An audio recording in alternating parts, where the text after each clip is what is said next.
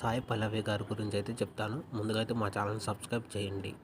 1992 మే 9న తమిళనాడులో ఊటీకి దగ్గరున్న కొత్తగిరి నేని రాధామణి శాంతామరై దంపతులకు జన్మించింది సాయి పల్లవి. సాయి పల్లవికి చెల్లి పూజ గారు ఉన్నారు. వీళ్ళిద్దరు కవల పిల్లలు.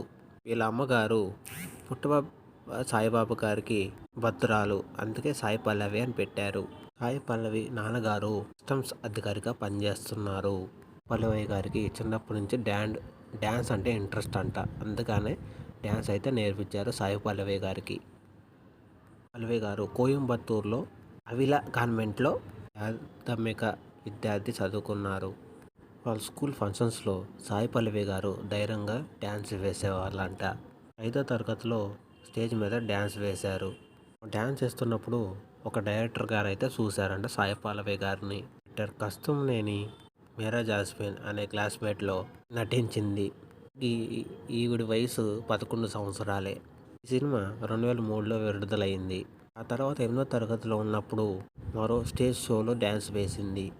అక్కడ సినిమా డైరెక్టర్ జీవా గారు చూసి ధూమ్ సినిమాలో చిన్న పాత్ర అయితే ఇచ్చాడు.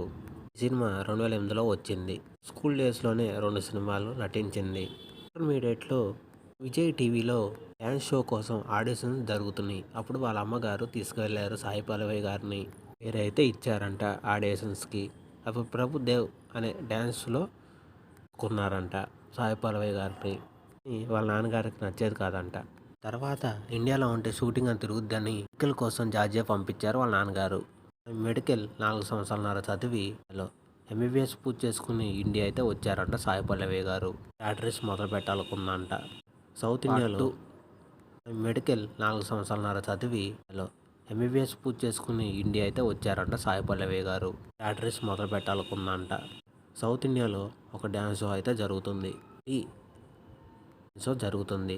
సాయి పల్లవి గారు ప్రాక్టీస్ చేశారంట. వాళ్ళ అమ్మగారు హైదరాబాద్ తీసుకొచ్చారు. ఆడియోలో సెలెక్ట్ అయింది సాయి పల్లవి. ఇప్పుడు శేఖర్ కమల్ గారు చారేలా తెలంగాణ వాయిస్ అమ్మాయిని చూస్తున్నారంట. ఇప్పుడే ప్రేమ మూవీ చూశారు శేఖర్ కమల్ గారు.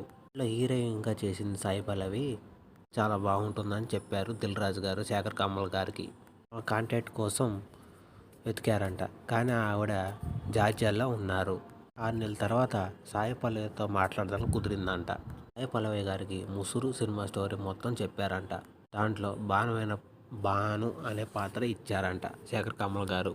ఆ సినిమా తీయడానికి ఒప్పుకున్నారు సాయి పల్లవి గారు. మొదట్లో ఈ సినిమా మొత్తం అమెరికాలో తీశారు. కానీ ఒక పట్టాన ఈ కథ ఎవరికి అర్థమయ్యేది కాదు. అప్పటికి దిల్ రాజు గారు అమెరికా వచ్చి షెడ్యూల్ పేపర్ చూశారంట. జగన్నాథం మూవీ ఫ్లాపులతో శేఖర్ కమల్ గారితో మాట్లాడి సినిమా ఆపేద్దాం సార్ అన్నారంట. తప్పు చేసి సినిమా తీసే పరిస్థితిలో లేను అని చెప్పాడంట దిల్ రాజు గారు శేఖర్ కమల్ గారితో. పల్లవి గారికి అర్థం కాలేదంట. ఈలోపు కలి యోగ మూవీ తీశారంట. అది సూపర్ హిట్ అయిందంట.